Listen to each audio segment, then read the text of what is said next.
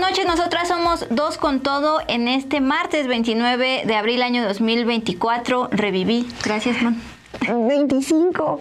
Es 2025. 24 años, bueno. Sí, en el pasado. Me fui un año atrás, Sí. Maravilloso. Bueno, pero en el 24 y 25 ya estoy viva. Sí, ya estás aquí, qué bueno, te extrañamos ayer. Tuve mi propio apagón.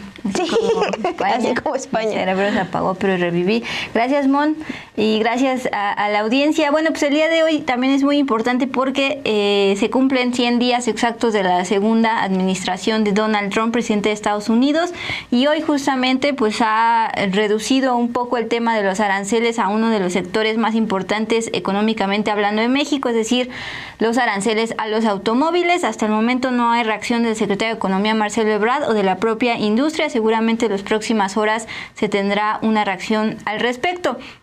Y en el Con Todo, ¿qué traemos, Mon? En el Con Todo les tenemos información sobre cómo va la relación entre Morena y el Partido del Trabajo. Seguramente ustedes han visto estos videos que se difundieron el fin de semana, donde muestran a militantes del Partido del Trabajo abucheando al senador Gerardo Fernández Noroña, que acudió al Congreso Nacional de este partido.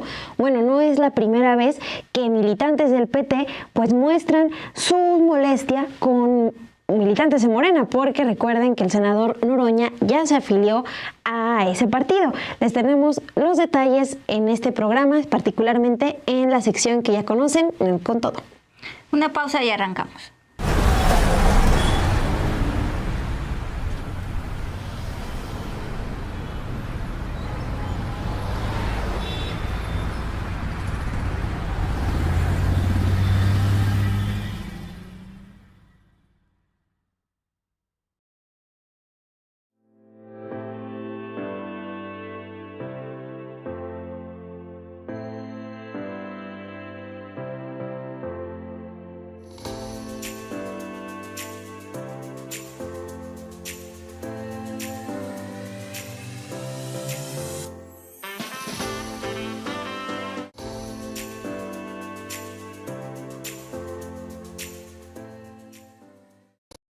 Muy buenas noches, gracias por estar con nosotras este martes, y ahora sí digo bien la fecha, año 2025. Gracias por sus saludos, por sus likes, por sus comentarios y por su compañía. Nos vamos pues con la información. Insisto, hoy se cumplen 100 días de la administración ya del segundo mandato del presidente de Estados Unidos, Donald Trump. Entre órdenes ejecutivas, entre presumir estas firmas en medio de la prensa, propaganda sobre todo contra los migrantes no autorizados y también bastantes cambios dentro de las ruedas de prensa de la Casa Blanca. Bueno, en medio de todas estas políticas de Donald Trump, obviamente la que más ha llamado la atención a nivel mundial es la arancelaria, por todos los impactos económicos a corto y sobre todo largo plazo. Bueno, como ustedes saben, el gobierno de México, particularmente el secretario de Economía, Marcelo Ebrard, y el canciller Ramón de la Fuente, pues han estado yendo una y otra vez allá a Washington para dialogar con sus pares del gobierno de Trump y tratar de conseguir pues un descuento en el tema arancelario, particularmente al sector automotriz, por todo lo que implica en la economía aquí mexicana, generadora de empleos, principal exportadora de autos, etcétera, etcétera. Bueno, pues esos descuentos que ya había anunciado en su momento adelantado el secretario de Economía, Marcelo Ebrard, ya son un hecho, anunciados al menos por hoy por el presidente de Estados Unidos, Donald Trump. Firmó una orden ejecutiva más para reducir este impacto económico de aranceles y evitar que tengan un efecto acumulativo sobre los fabricantes de automóviles. Esto fue lo que dijo el día martes 29 de abril, horas antes de dar su informe de 100 días allá en Michigan. He determinado que en la medida en que estos aranceles se apliquen al mismo artículo, no deberían tener un efecto acumulativo, porque la tasa arancelaria resultante de esta acumulación excede lo necesario para alcanzar los objetivos políticos previstos. Para evitar el efecto acumulativo de la superposición de aranceles sobre ciertos artículos, esta orden establece el procedimiento para determinar cuál de los múltiples aranceles se aplicará a un artículo cuando se esté sujeto a más de una de las medidas enumeradas en la sección 2 de esta orden. Sí, ya sé, suena muy complejo, pero en pocas palabras, pues lo que no quiere es que se acumulen los aranceles tanto a automóviles, autopartes, como también un sector muy importante relacionado al sector de autos, el acero y el aluminio. Todo esto se anuncia, insisto, después de las pláticas una y otra vez que tuvieron las autoridades mexicanas con Estados Unidos y con la esperanza que tenía la industria automotriz de que se llegara a un descuento. Como tal, este decreto presidencial de Donald Trump establece entonces que la tarifa de aranceles del 25% para un vehículo importado, por ejemplo, de México, no se sumará al 25% aplicado ya al acero o al aluminio. A eso se refiere con acumulativo. Por el momento, las piezas procedentes de Canadá y lo que nos importa de México quedan fuera de los aranceles si entran dentro del Tratado de Libre Comercio de América del Norte. Les habíamos dado algunos ejemplos de qué automotrices están protegidos bajo esta garantía del TEMEC de no pagar aranceles. General Motors, por ejemplo, en contraste con Stellantis, y razón por la cual Stellantis sí tomó medidas sobre pausar producciones. General Motors sigue produciendo y con planes de exportación. Dice Trump a los periodistas en esta ya acostumbrada firma de órdenes ejecutivas para hacerlo aún más propagandístico: solo queríamos ayudarlos durante esta pequeña transición a corto plazo, no queríamos penalizarlos. En transición se refiere a la idea que tiene Trump de que las armadoras de autos, como las que estamos viendo en pantalla, pues pasen su inversión de una planta, por ejemplo, en Silao, Guanajuato, en todo el Bajío, en esta zona automotriz de México, hacia Estados Unidos, digamos Detroit. Sin embargo, los trabajadores de este sector, la propia presidenta Claudia Sheinbaum, ha dicho que todo este traslado de una planta de un país a otro, digamos Estados Unidos, va a tomar o tomaría más años de los que le quedan a Donald Trump en el mandato. No es tan sencillo y aún así, pues Donald Trump sigue prometiendo esto, ¿no? Y hay más información sobre Donald Trump, que, como bien decías, cumple 100 días como presidente de Estados Unidos. Bueno, el 41% de aprobación de Trump es el más bajo para cualquier presidente recién elegido en 100 días, al menos desde que Eisenhower fue presidente de ese país, y esto fue en 1953. Esto es lo que informa el día de hoy CNN. Su popularidad es históricamente baja para un presidente a estas alturas de su mandato. En ello coincidió el New York Times, mientras que el Washington Post informa lo siguiente: está en declive. Son 100 días y cuestiona también si estos 100 días son suficientes para evaluar al presidente, y aunque sus partidarios generalmente no lo creen, pues otros mencionan que sí. Eso es lo que dice SBS News. Cada uno de estos medios publicó en los últimos días sus propias mediciones en las que destaca la desaprobación hacia el presidente Donald Trump. Plantean que el rechazo va más allá de lo que dicen las encuestas. Los primeros 100 días de Trump son también los peores para el mercado de valores para el inicio de un mandato de 4 años desde la década de 1970. Vamos a ver el siguiente video que prepara la unidad multimedia de Sin embargo. Los últimos sondeos reflejan un deterioro significativo en la aprobación de Donald Trump durante los primeros 100 días de su mandato.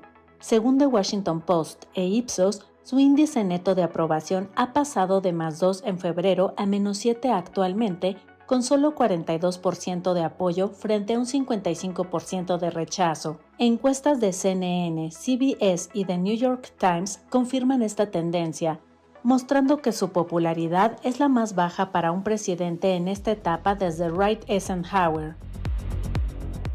El declive es particularmente pronunciado entre mujeres e hispanos, con caídas de 7 puntos en cada grupo. Solo el 28% de los hispanos y el 36% de las mujeres aprueban su gestión, mientras que su respaldo entre independientes se desploma al 31%, igualando mínimos históricos. Aunque el 86% de los republicanos lo apoya, la polarización es extrema. El 93% de los demócratas lo rechaza. Las políticas emblemáticas de Trump enfrentan creciente oposición. El 55% de los votantes desaprueba sus aranceles y muchos consideran que carece de un plan claro para el comercio. Además, sus medidas migratorias son impugnadas en tribunales y la economía genera ansiedad. Más estadounidenses sienten que sus políticas los perjudican financieramente, en contraste con las expectativas iniciales. El desempeño del S&P 500 en sus primeros 100 días, menos 7.9%, es el peor desde Nixon en 1973, cuando las medidas contra la inflación desataron una recesión. Históricamente, el índice sube un 2.1% en este periodo, pero la volatilidad bajo el mandato de Trump refleja desconfianza en su manejo económico. CNBC destaca que ni siquiera su supuesta fortaleza, los mercados, se sostiene. Según el New York Times y el Siena College, los votantes perciben que Trump abusa de su autoridad para ampliar el poder ejecutivo. Solo el 43% aprueba su gestión económica, un área antes considerada su punto fuerte. Los independientes, cruciales para su reelección, lo desaprueban en un 71%, señal de que su estrategia agresiva aliena a moderados. Los datos sugieren que cualquier margen de beneficio por su reelección se ha agotado, con un 42% de aprobación general y un 29% entre independientes. Trump enfrenta a un electorado cada vez más escéptico. Mientras sus aliados republicanos mantienen lealtad, el rechazo transversal en temas clave, desde migración hasta comercio, plantea un desafío creciente para su agenda y su futuro político.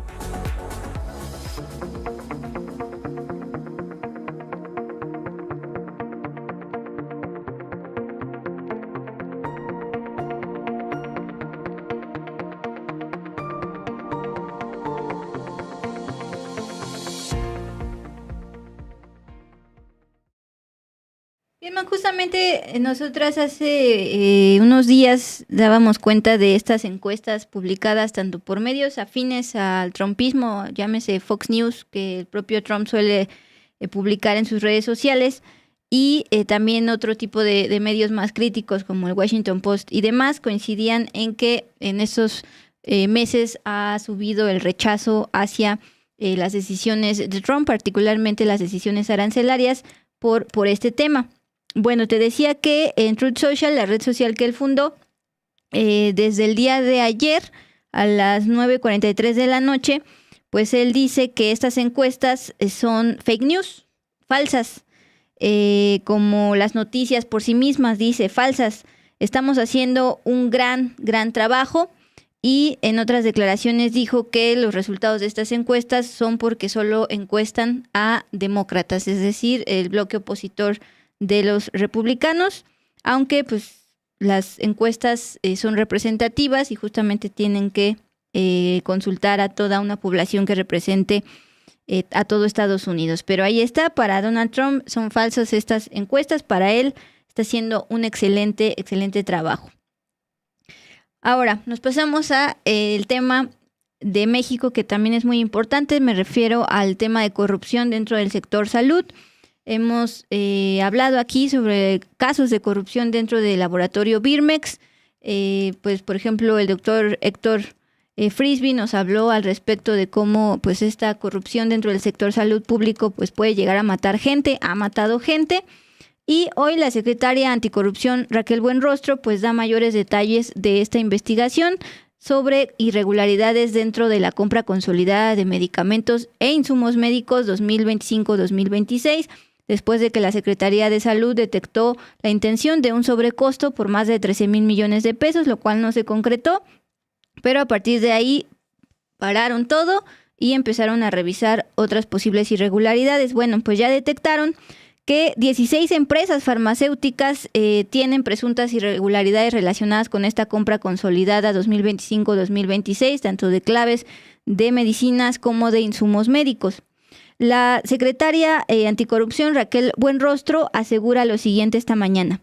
Ya inhabilitamos una empresa desde el viernes pasado, esta se llama Biomix Lab, vamos a hablar de ella más adelante.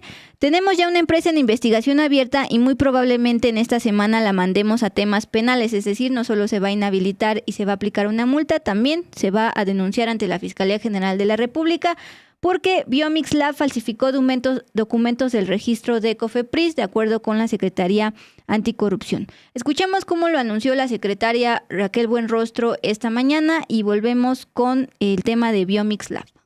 Pues con relación a la última intervención de oficio que se declaró la nulidad del procedimiento de medicamentos, nada más comentarles que estamos trabajando en todas las investigaciones. Ya inhabilitamos una empresa el viernes pasado, tenemos ya una empresa en investigación abierta y muy probablemente en esta semana la mandemos a temas penales porque falsificó documentos del registro de COFEPRIS. Tenemos otras 16 investigaciones abiertas también para empresas farmacéuticas que están en proceso de investigación y continuamos con el proceso de investigación.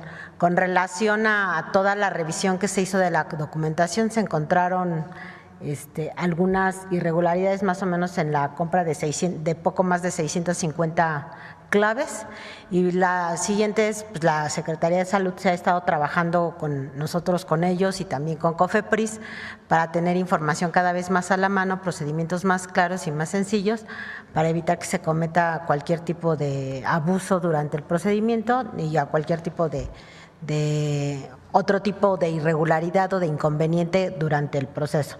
Entonces, aquí ya la Secretaría de Salud trae orientados los procesos, ya se está iniciando, como dijo el subsecretario Clark, él inició este lunes ya a reponer los procedimientos y nosotros le estamos dando un acompañamiento para evitar cualquier sorpresa en el transcurso del camino. Entonces, seguimos ahí con las investigaciones. ¿Es cuánto?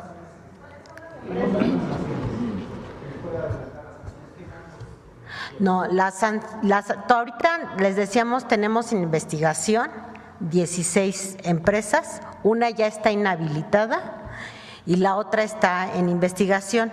No hay un monto, al menos en algunos casos, en esta licitación, porque acuérdense que quedó suspendida, entonces no causaron daño.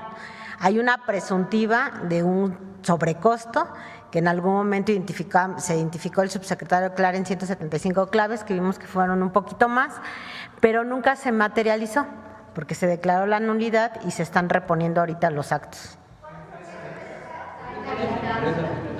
A ver. ¿La empresa inhabilitada cuál es? La empresa inhabilitada es Biomedics.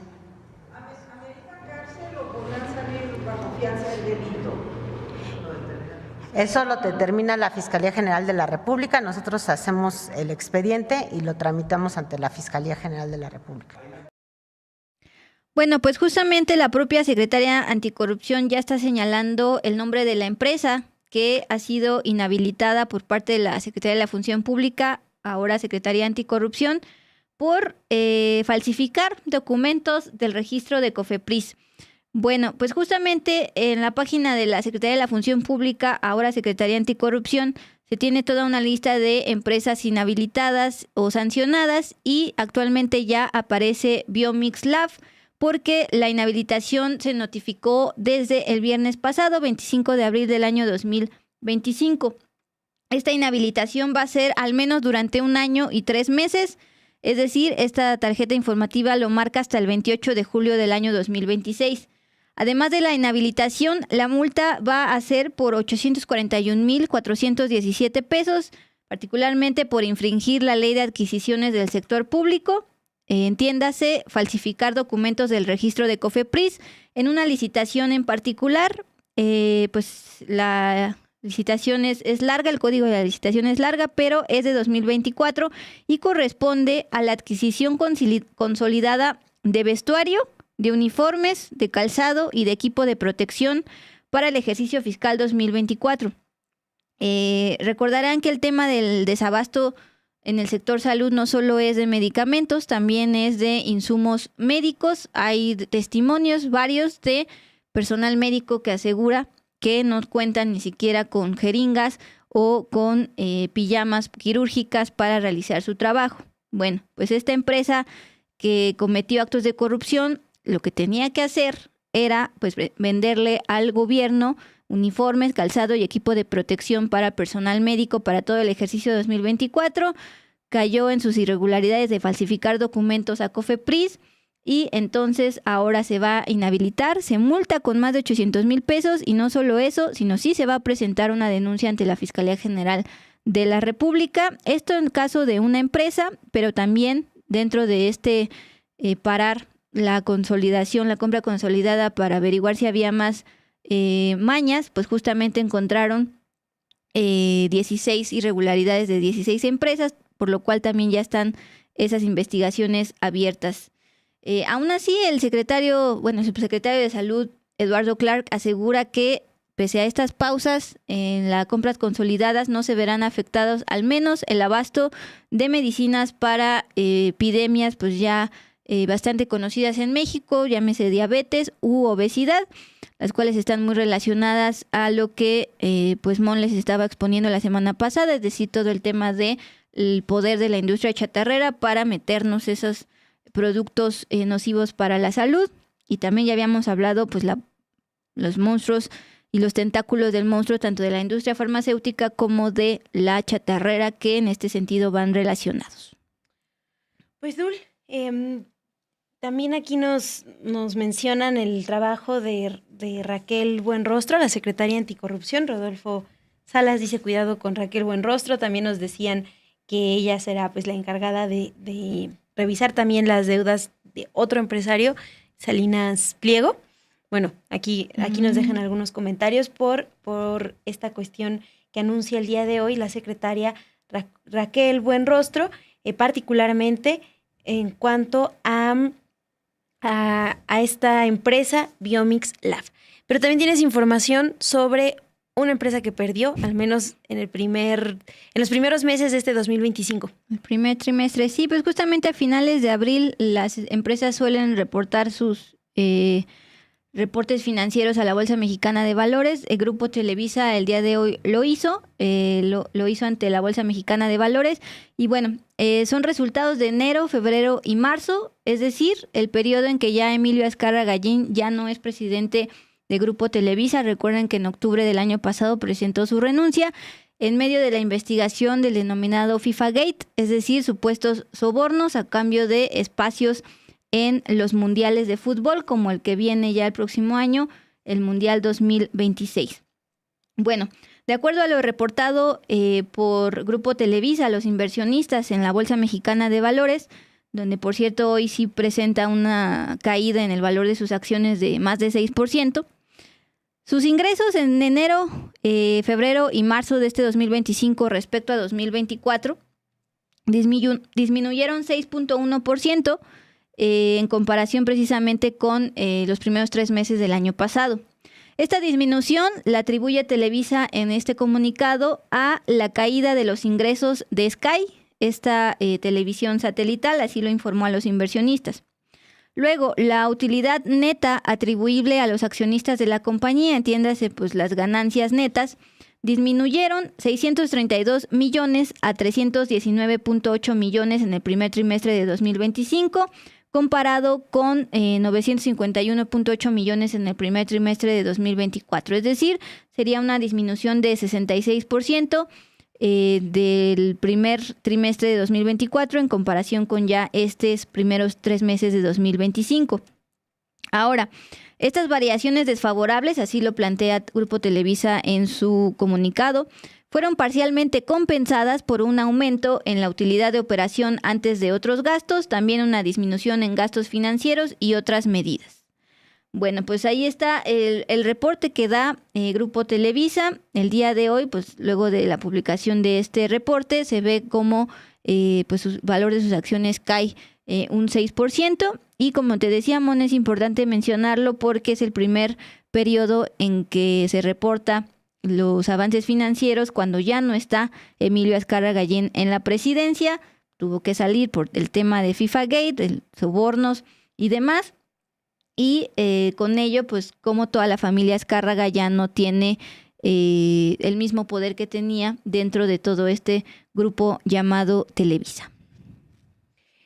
Y Dul, vamos también ahora a cambiar de información porque hoy el fiscal general de la República, Alejandro Gertz Manero, ofreció una conferencia de prensa para dar detalles sobre parte de los hallazgos en el rancho Teuchitlán, en Jalisco. El fiscal Gertz Manero aseguró que desde el año 2021 las autoridades locales de Jalisco sabían que el rancho Izaguirre, localizado en Teuchitlán, era usado como un centro de reclutamiento, adiestramiento y operación del cártel Jalisco Nueva Generación. También sostuvo que esto está demostrado por confesionales, testimoniales y documentales. En ese sentido, adelantó que se investigará a las autoridades coludidas. Sobre las versiones que apuntan a que el lugar también era un centro de cremación, el fiscal negó que exista evidencia al respecto. Recuerden que eso es algo que plantearon los colectivos de búsquedas de personas desaparecidas cuando reportan el hallazgo del rancho. El fiscal dijo que no hay una prueba que acredite este dicho. También detalló que no existen pruebas sobre el calentamiento de restos humanos a niveles de 200 grados. Vamos a escuchar cuál es la versión del fiscal Alejandro Gertz Manera. Tenemos ya totalmente probado que ese era un centro de reclutamiento, adiestramiento y operación del cártel Jalisco Nueva Generación. Esto está probado por confesionales, testimoniales, documentales, es decir, la amplitud de esa información es absolutamente indudable. Ese lugar se estaba ocupando para esas funciones y tenemos pruebas desde 2021 en que la Comisión de Derechos Humanos de Jalisco le informó a las autoridades locales de esa población lo que estaba ocurriendo ahí. No hicieron nada. Esto ocurrió hasta 2024, cuando las fuerzas federales, acompañadas de autoridades del Estado, tuvieron el enfrentamiento que ustedes ya conocen, donde hubo la detención de 10 personas y el encuentro de dos personas que estaban secuestradas y una que estaba emplayada ya muerta. Es decir, habían pasado 3 años en que esas actividades se habían estado desarrollando ahí. Todo eso está total y absolutamente probado. No hay la menor duda. Esa es una de las partes fundamentales de esta información. Después hay algunos temas que han sido muy, muy llamativos y que debemos de dar cuenta sobre ellos. Primero, ¿había allí un sitio de cremación? No hay una sola prueba que acredite ese dicho. ¿Qué es lo que sí se ha encontrado?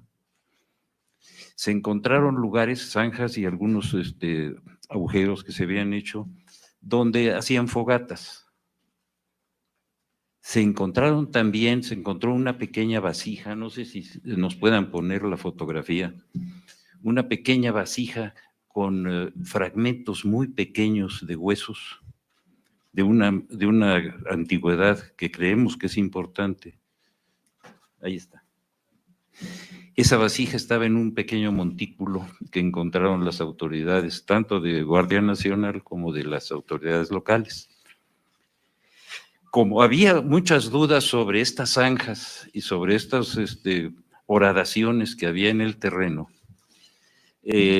los peritos de la Fiscalía levantaron todas las huellas de tierra, piedras, materiales de construcción, pero sobre todo de esas áreas donde podía haber habido alguna prueba de esa naturaleza. Las periciaron y no encontraron niveles de calentamiento arriba de 200 grados.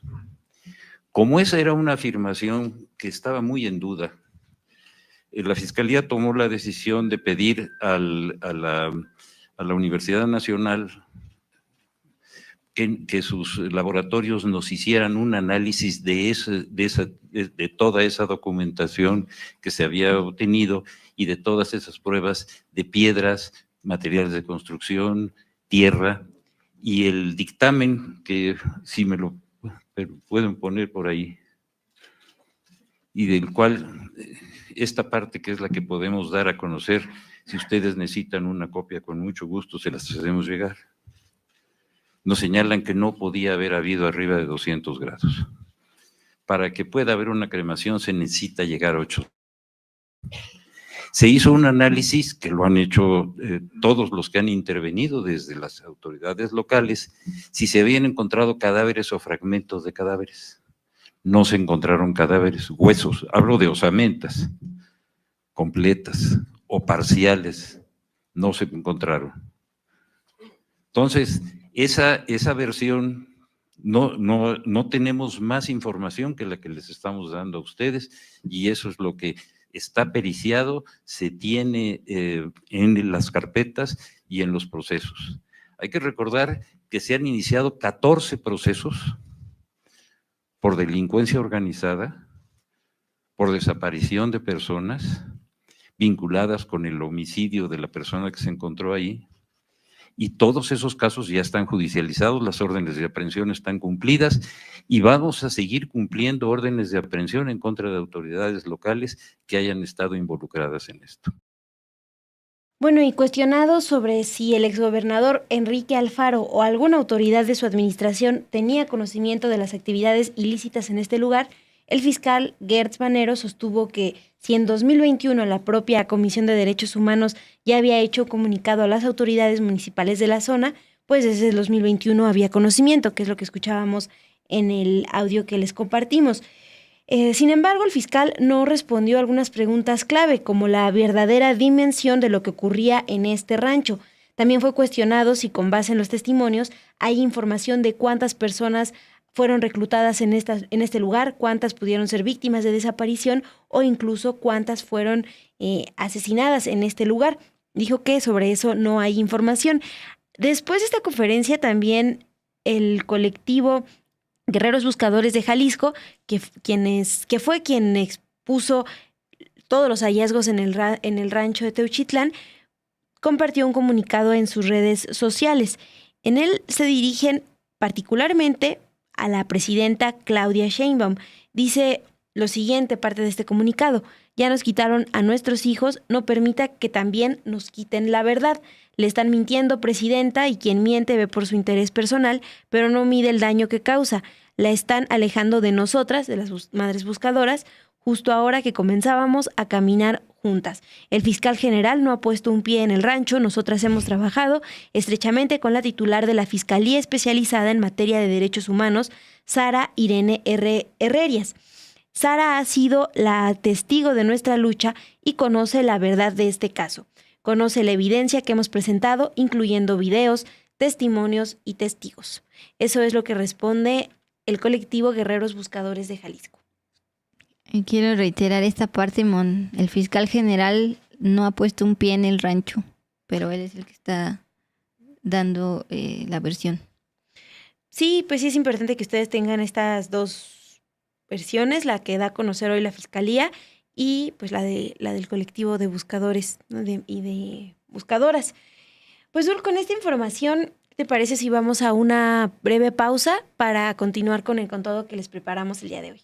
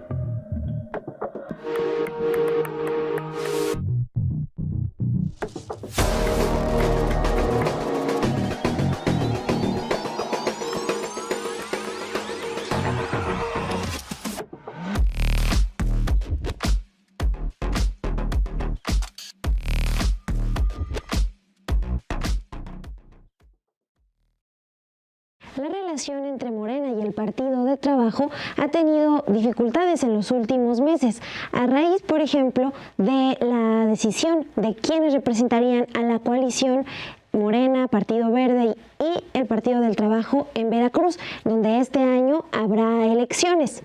Bueno, A raíz de eso también hubo diferencias por la decisión del senador Gerardo Fernández Noroña de afiliarse a Morena. Les contamos más detalles en el siguiente Con Todo.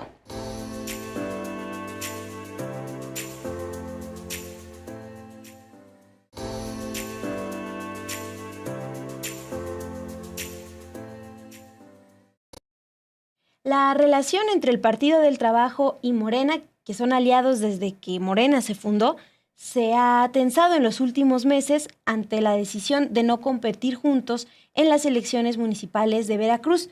Pero también en los últimos meses, diputados federales han intercambiado señalamientos desde el Pleno y más recientemente militantes del Partido del Trabajo reclamaron al senador Gerardo Fernández Noroña, a quien respaldaron en sus aspiraciones presidenciales. Le reclamaron el fin de semana justamente por afiliarse a Morena. Reginaldo Sandoval, coordinador de las y los diputados del Partido del Trabajo, describió la semana pasada la relación con Morena como congelada y dijo que esto se debe a la soberbia del partido Guinda. Incluso habló de una soberbia que viene desde la dirigencia de Morena. El diputado asegura que ya están en diálogos con Ricardo Monreal, coordinador de Morena en la Cámara de Diputados, y mantendrá su respaldo a las propuestas de la presidenta Claudia Sheinbaum. Sin embargo, sí cuestiona el trato que han recibido como aliados de Morena. Desde febrero ya comenzamos a ver algunas de estas diferencias.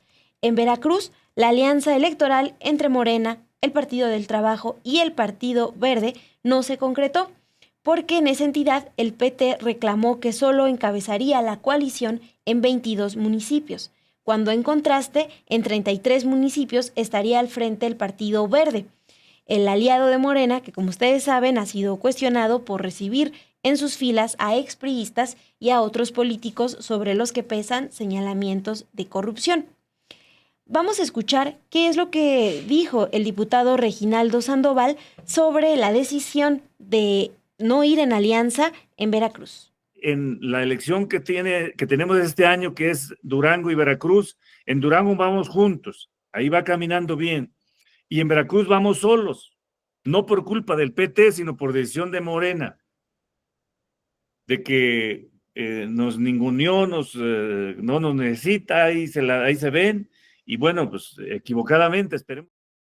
Bueno, y escuchamos, desde el PT consideran que Morena los ninguneó, al menos en Veracruz, porque en Durango, Morena, el Partido Verde y el Partido del Trabajo sí van a competir este año juntos por 37 de los 39 ayuntamientos de esa entidad.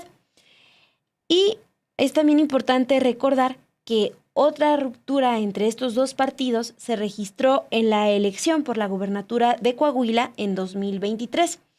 Recuerden que ese año el Partido del Trabajo decidió competir en solitario, respaldando al candidato Ricardo Mejía, aunque a solo 5 días de la elección en ese 2023, el PT abandonó a Ricardo Mejía, que era su candidato, y llamó a votar por el candidato de Morena, Armando Guadiana. Y estas votaciones concluyeron con el triunfo del candidato del PRI. Eso como ejemplo de otro episodio de las diferencias entre el Partido del Trabajo y Morena. Y justamente en esta entrevista con el diputado Reginaldo Sandoval, pues él también recuerda que otro error, que así le llama, es lo que ocurrió en el 2021. Dijo que ese año, pues Morena no alcanzó la mayoría calificada en la Cámara de Diputados y pues teme que justo estas divisiones le pongan en riesgo otros triunfos electorales. Acerca de las diferencias con Morena, el diputado Reginaldo Sandoval recordó que también quedaron claras justo este año, luego de que el partido Morena invitó al Congreso al presidente de la Cámara de Representantes de Marruecos, Rachid Talbi, para una sesión solemne. Esto fue rechazado por la bancada petista, que incluso en esa ocasión, desde el Pleno, acusó posibles sobornos al gobierno sobornos del gobierno de ese país, de Marruecos, a legisladores de la 4T. Eso en febrero ya se estaban ahí reclamando por esta invitación al presidente de la Cámara de Representantes de Marruecos. En esa ocasión, la diputada del PT, Margarita García, reclamó que en contraste no se le dio el mismo trato a la embajadora de Palestina a finales de enero. Bueno, eso, febrero de este año. Ya en marzo, petistas y morenistas también intercambiaron señalamientos durante la discusión de quitarle el fuero a Cuauhtémoc Blanco, el exgobernador de Morelos, denunciado por violación sexual en grado de tentativa, a quien, como ustedes recordarán, Morena respaldó. Vamos a escuchar esta parte de la entrevista con el diputado Reginaldo Sandoval, que recuerda estos episodios de diferencias en la Cámara de Diputados. Habíamos tenido un poco de enfriamiento por la postura del PT en torno a que no aceptamos que se hiciera sesión solemne para el embajador de Marruecos, porque nosotros estamos solidarios y es un tema de principio con la República Árabe Saharaui. Se nos molestaron un poco, y luego con el tema de Cuauhtémoc, que nosotros planteamos que ese dictamen debía regresar a la sección instructora porque estaba mal planteado. También se nos molestaron pensando que nosotros estábamos ya sancionando a Cuauhtémoc. Nosotros lo que queríamos es que se hagan bien las cosas y que es un tema de principios, estar con las víctimas.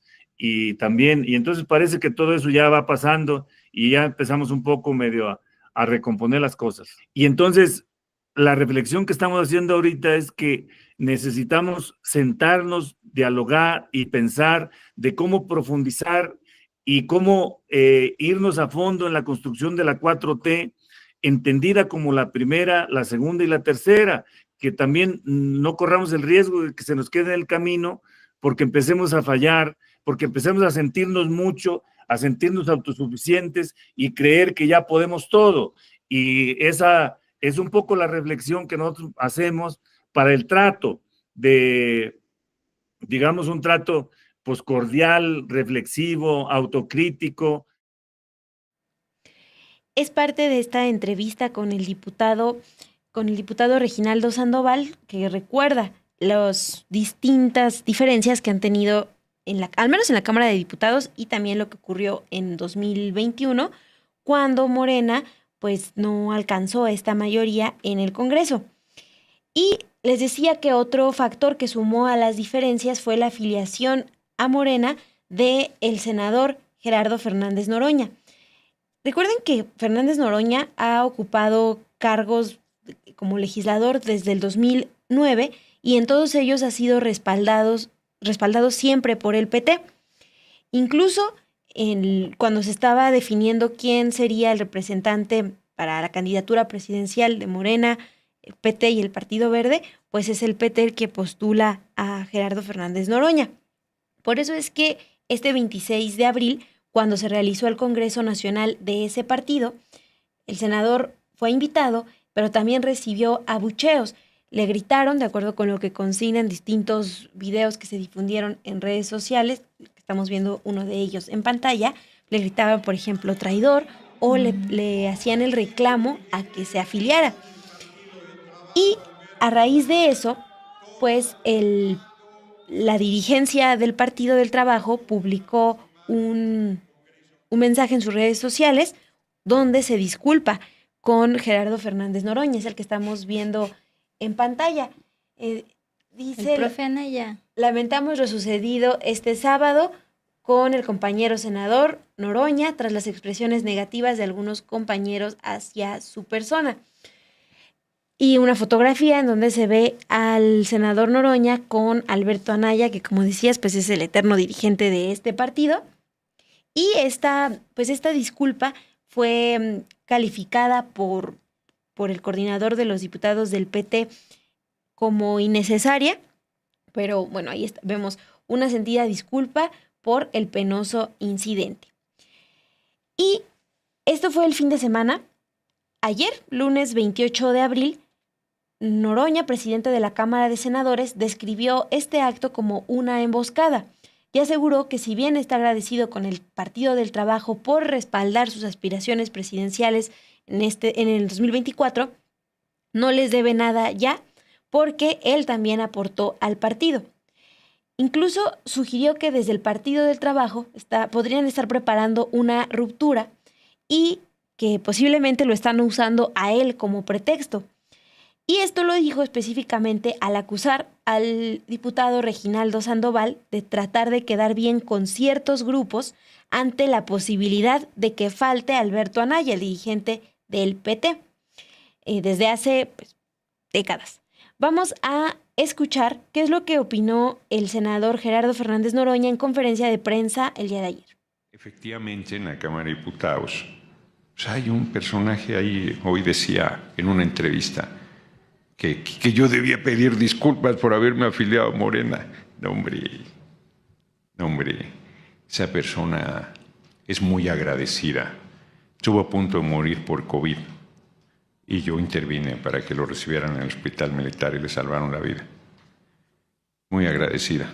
Y anda sopiloteando a Alberto Anaya, anda quedando bien con los sectores sectarios del PT, pues, ante la posibilidad de que falte Alberto Anaya. O sea, hay que tener cuidado Alberto Anaya. Lo del PT, lo que me preocuparía, yo soy un convencido de la unidad. Soy un convencido de la unidad.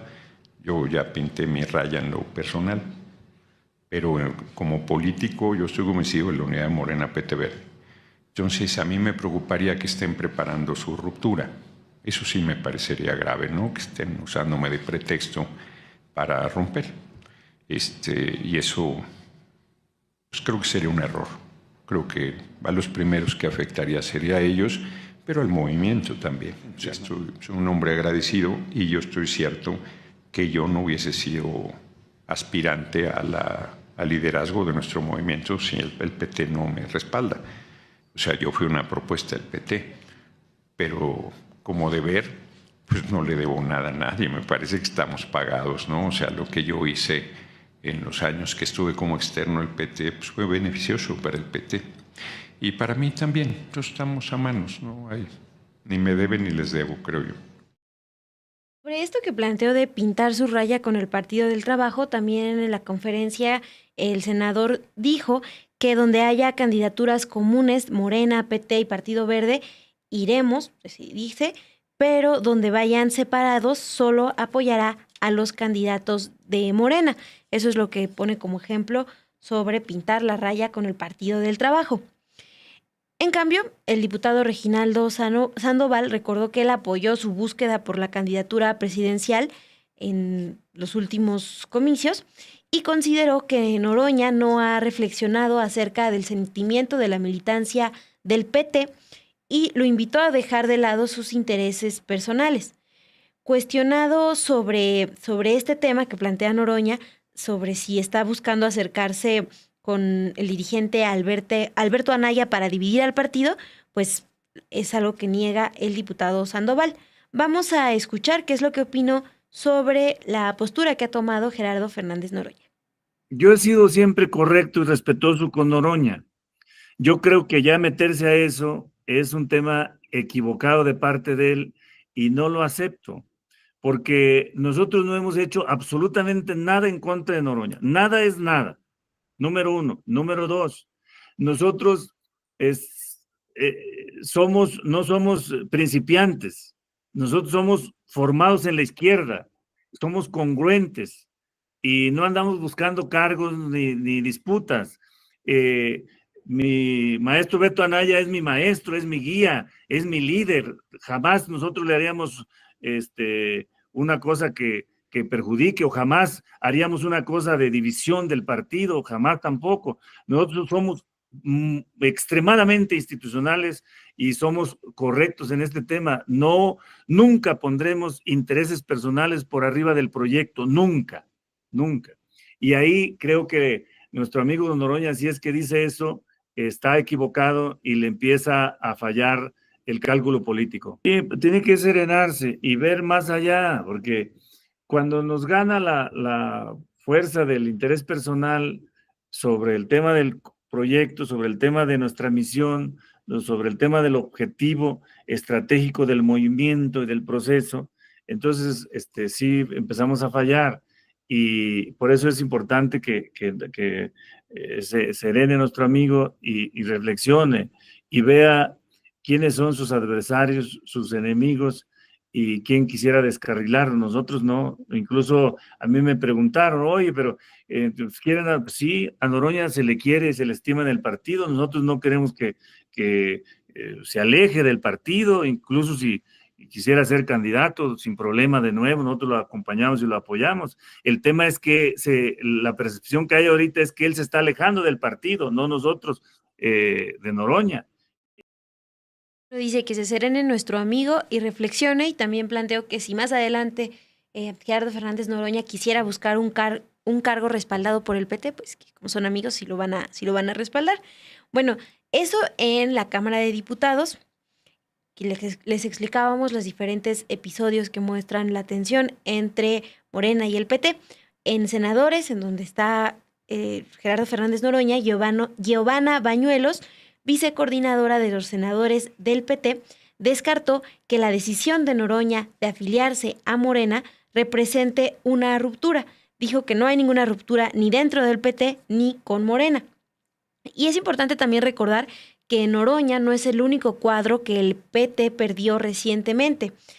En el Congreso de Veracruz, justamente donde decidieron no ir en alianza, la bancada del PT desapareció porque 2 de sus integrantes se sumaron a Morena, lo que dejó solo a una diputada y a un diputado del PT.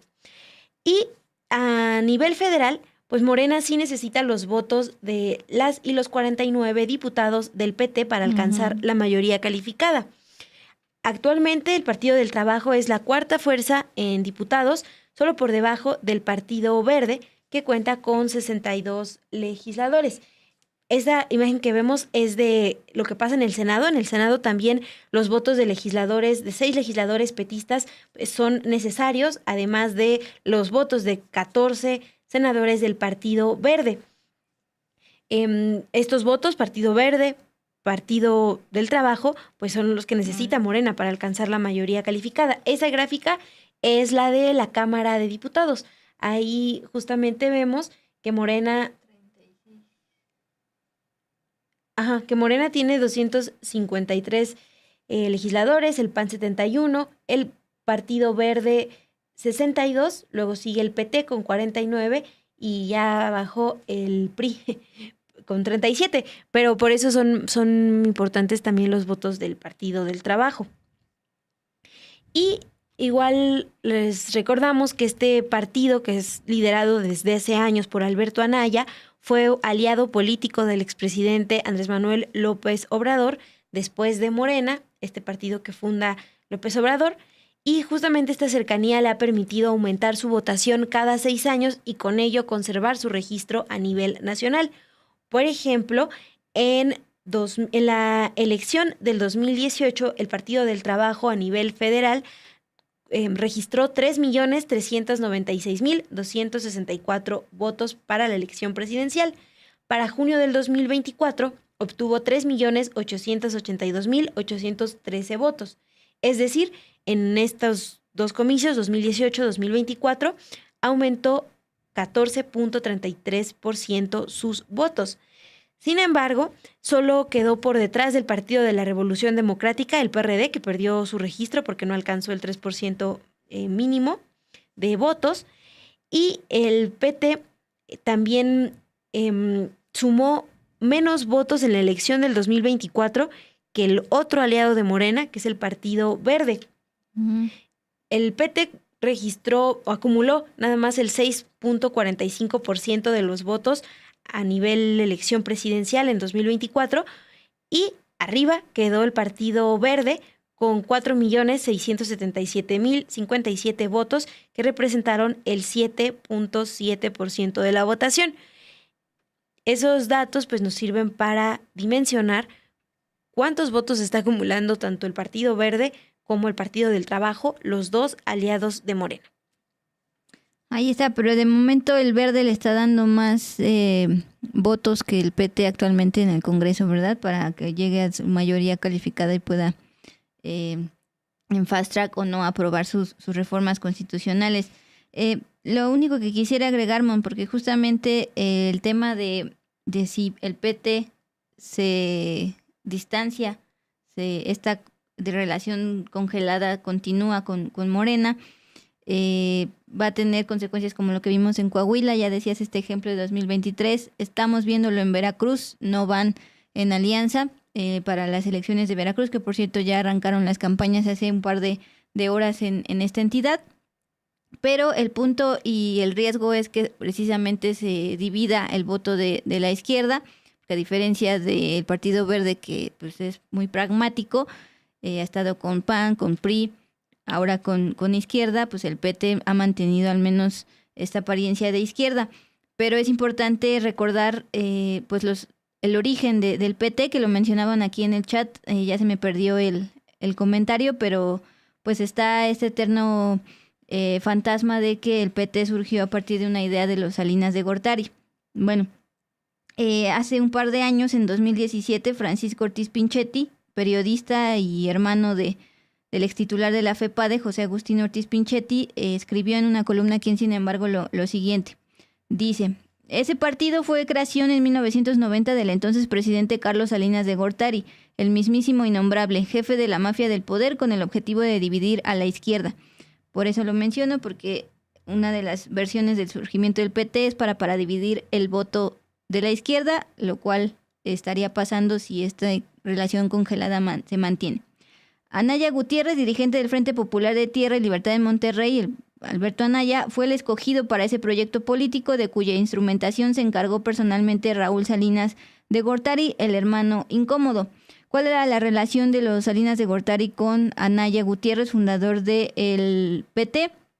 Aquí el historiador de las izquierdas, Carlos Illade, plantea que ya instalado en el PT, Alberto Anaya tuvo una política con bastantes contrastes, pues en la década de los 90 se hablaba de un nexo del Partido del Trabajo con los Salinas de Gortari, que estuvieron en la Facultad de Economía de la UNAM, ahí se conocieron y formaron como un grupo, y eso fue en los 90, pero una década después miembros de este grupo se adhirieron al obradorismo, que pues justamente contrasta con todo el tema de los grupos, bueno, de los Salinas de Gortari, Carlos y Raúl. Finalmente, Ortiz Pinchetti, en esta columna publicada en Sin embargo, afirma que los Salinas de Gortari dieron apoyo económico al PT, lo cual negó en su momento Alberto Anaya, el profe Anaya, en una entrevista publicada con el Universal hace muchísimos años. Esto fue lo que dijo: de los supuestos apoyos de Carlos y Raúl Salinas, ni tú ni nadie va a sacar nada que se pueda comprobar. En lo que se refiere a nuestra relación con los Salinas, no tengo nada de qué avergonzarme. O sea, no niega su relación, pero dice que no hay forma de comprobar que haya recibido dinero por parte de los Salinas para fundar el PT, que una de las versiones dice que justamente es para dividir a la izquierda. Bueno, esto ocurre en los 90s y ahora en 2025 pues está ocurriendo este tema con Morena, y ya planteabas con esta entrevista con el coordinador de diputados del PT, el concepto soberbia. Sí, y recojo nada más para cerrar ya con todo, comentarios que nos dejan ustedes en el chat. Ana G nos dice: ojalá no se distancien, se necesita otro sexenio más para avanzar. Rodolfo Salas dice: en el PT son malagradecidos con Noroña, los votos que han obtenido han sido gracias a él. Mientras que Enrique también comenta que él ha votado al menos 3 veces al Partido del Trabajo, porque estaba Gerardo Fernández Noroña, y pues ahora lo hará directamente por Morena. Parte de estos comentarios que nos dejan ustedes amablemente en el chat. Gracias por comentar, por dejarnos también sus me gusta. Y ¿qué te parece si vamos ahora sí con la información que les preparamos para el cierre?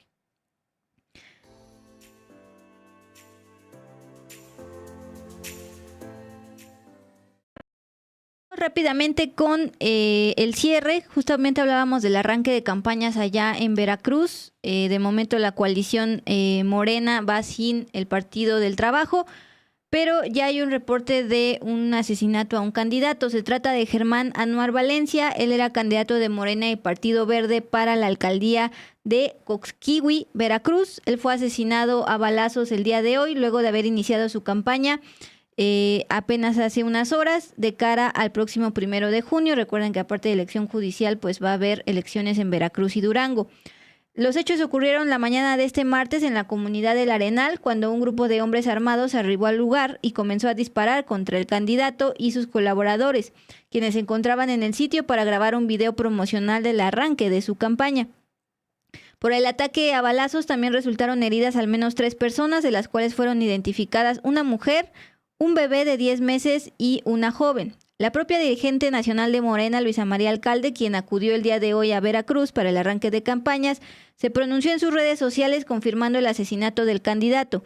Aseguró lo siguiente: lamentamos y condenamos el asesinato de Germán Anuar Valencia, candidato a la presidencia municipal de Coxquihui, Veracruz. Finalmente, la Fiscalía General de Veracruz dio a conocer que a través de la Fiscalía Regional se inició ya una carpeta de investigación para esclarecer el asesinato de un candidato en pleno arranque de campaña.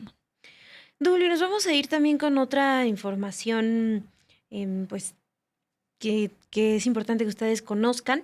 La Academia Militarizada Ollín Cuauhtémoc, ubicada en la Alcaldía Cuauhtémoc, organizó un campamento sin solicitar los permisos correspondientes ante la Autoridad Educativa Federal en la Ciudad de México. Esto lo informó la Secretaría de Educación Pública, la SEP. Esta irregularidad quedó expuesta después de la muerte de Eric, un niño de 13 años de edad, quien murió en una actividad realizada en Morelos. De acuerdo con declaraciones de la madre de Eric, la necropsia reveló que el niño sufrió lesiones severas, incluyendo la ruptura de sus vísceras, lo que apuntaría a un caso de tortura. De acuerdo con un comunicado de la Secretaría de Educación Pública, esta academia opera bajo el acuerdo de incorporación, pero para realizar este campamento no presentó ningún trámite ante la autoridad educativa, por lo que la Autoridad Educativa Federal no otorgó ninguna autorización para llevarlo a cabo. Ante esta situación, la Autoridad Educativa Federal anunció que llevaría a cabo una visita en este plantel para verificar su documentación y revisar las condiciones en las que está prestando sus servicios. Además, la Fiscalía General de Justicia de la Ciudad de México solicitó a la Fiscalía de Morelos más información sobre estos hechos, mientras que la dependencia de Morelos tiene previsto reunirse con la familia de Eric. Las investigaciones pues buscan primero esclarecer las circunstancias en las que Eric murió y determinar, pues, por otro lado, si existen irregularidades en la operación de esta institución educativa. La alcaldesa de Cuauhtémoc, Alexandra Rojo de la Vega, confirmó que el plantel fue suspendido debido a la falta de un programa interno de protección civil. Mientras que la Fiscalía de Morelos informó que llevará también a cabo una investigación para esclarecer la muerte de Eric. Pues Mon, con eso nos despedimos en este martes 29 de abril. Gracias por habernos acompañado. Agradecemos a Bianca Estrada, que nos apoya en producción esta semana. También hoy está Luis Mata en operaciones, y a Timón. Gracias por sus comentarios, sus likes, y nos vemos ya mañana. Todavía de abril ya concluye. Sí, Duli. Agradezco también el superchat que nos acaba de dejar Dronito. Muchas gracias. Y a Gerardo Meléndez también, que nos decía que nos escribió, pero que iba en pleno vuelo a New Jersey, entonces solo nos pudo saludar. Se fue. Entonces, gracias. Y a todas y todos ustedes acá en el chat. Nos vemos mañana con más información.